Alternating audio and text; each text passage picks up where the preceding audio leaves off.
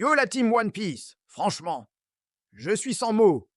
Ce chapitre 1149, c'est pas juste un chapitre, c'est un tremblement de terre. C'est du grand art, un truc que t'attends toute ta vie de fan, un chef-d'œuvre de Oda à l'état brut. Mais comme d'habitude, on a un seul souci. Et non, c'est pas le contenu du chapitre, mais le liqueur. Pourquoi t'as mis que 17 pages sur 19? T'as lâché des fuites initiales, mais on veut le pack complet, mec. On est en manque là. Mais en vrai, peut-être que c'est mieux. Peut-être que comme ça, on va profiter du chapitre encore plus à sa sortie.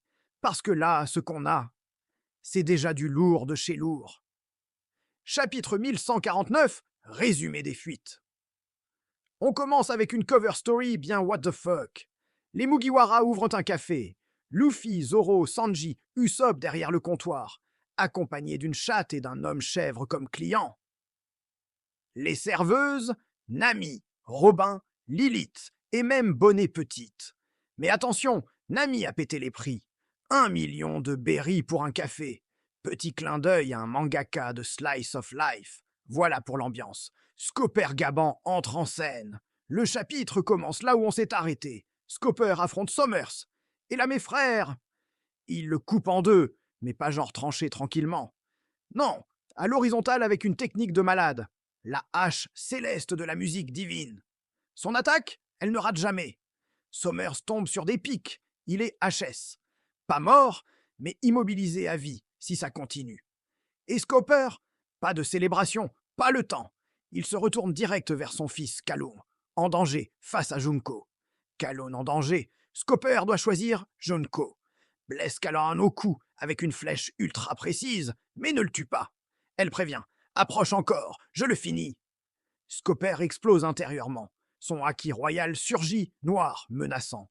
Mais là, il voit l'avenir grâce à son haki de l'observation suprême. Et ce qu'il voit, Kaloun mourant, donc il jette ses armes et dit « Je me rends ». Un père prêt à sacrifier sa fierté pour sauver son fils. Scopé transpercé, fin du combat. Junko en profite, 3 flèches dans le torse. Scopé tombe de l'arbre et semble chuter vers le monde des morts, là où sont Luffy et Luffy. Mais avant de disparaître, désolé Kaloun. Désolé, elle bat. Fin pour Scopper? Pas sûr. Mais il va sûrement révéler à Luffy la clé pour vaincre les chevaliers immortels. Son rôle n'est pas fini. Junko commence à se souvenir. Et là, twist de fou. Junko voit Brook et des souvenirs lui reviennent. D'abord une femme adulte aux cheveux comme les siens. Puis une petite fille avec Brook dans un lieu musical. Brook dit « Quelle ressemblance !» Junko réalise tout. Elle court vers Brook, le libère et demande « C'était toi? Mémoire effacée? Manipulation mentale ?» On touche à quelque chose de très personnel ici. Imu-sama entre dans le game. Et là, boum, voix dans la tête des chevaliers sacrés. Pourquoi avez-vous mis autant de temps? C'est Imu, le boss final, le fantôme de l'ombre. On confirme, les chevaliers obéissent à IMU directement. Pas de Gorosei au milieu. 0 trahison possible. Contrôle mental? Peut-être. Possession de Junko par Imu. Et là, dernier twist à te faire frissonner. Imu prend possession du corps de Junko. Ses yeux changent, ses cheveux s'allongent, foudre noire partout. Je vais vous montrer ce que cela signifie d'être sous l'autorité du roi suprême. Elle se prépare à affronter Luffy, Luffy et les géants. Marijoa en feu plus théorie du temps d'Elbaf. Pendant ce temps, à Marijoa, c'est la guerre totale.